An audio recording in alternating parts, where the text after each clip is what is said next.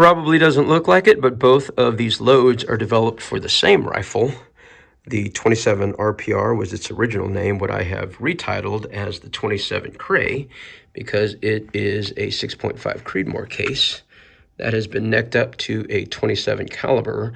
The bullet on the left is the 116 grain absolute hammer that I've got zipping at 32.75, and it is a fully blown out shoulder there.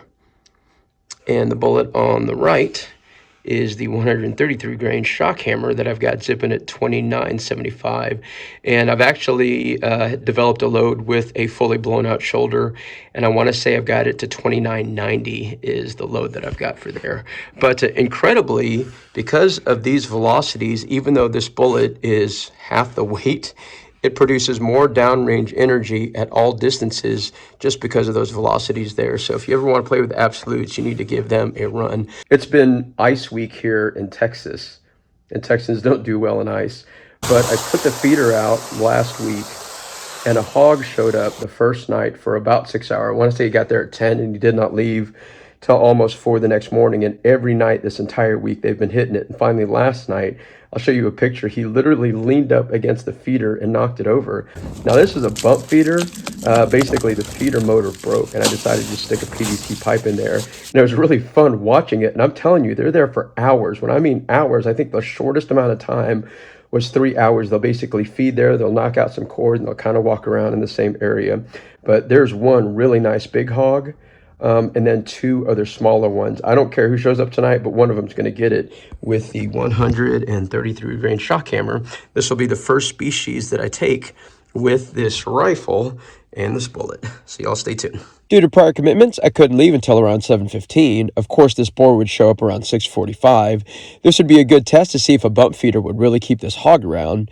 Due to this being Texas Ice Apocalypse Week, everyone was in my way after the meltdown. An hour and 15 minutes later, now at 8:30, I was in field. I could feel my phone sending notifications every 5 minutes while I was in the field. It took another 15 minutes to slowly walk through the mud and water. The wind was completely flat, so any wrong sound would send this hog running. At roughly 100 yards, I got a heat signature of his back. I moved uphill 10 yards and still could not get a clear view. I moved again another 15 yards and could finally see his back. The vegetation had obviously overgrown in this area. I moved uphill again 5 yards and committed to the shot.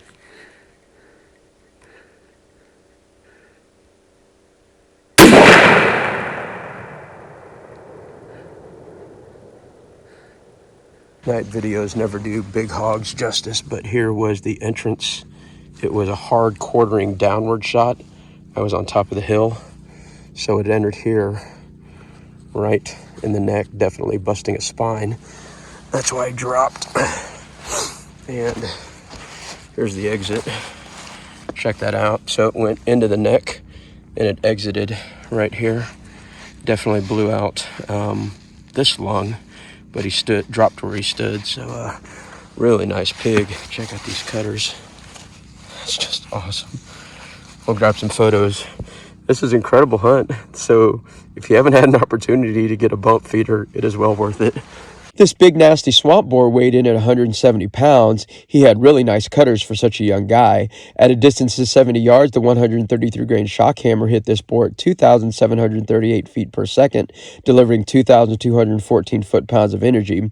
Compared to the 6.5 Creedmoor with the 143 grain ELDX, that's roughly 300 feet per second faster and 300 foot-pounds of energy. I'm really enjoying the 27 Cray. Hopefully this will be the first of many hogs in 2023.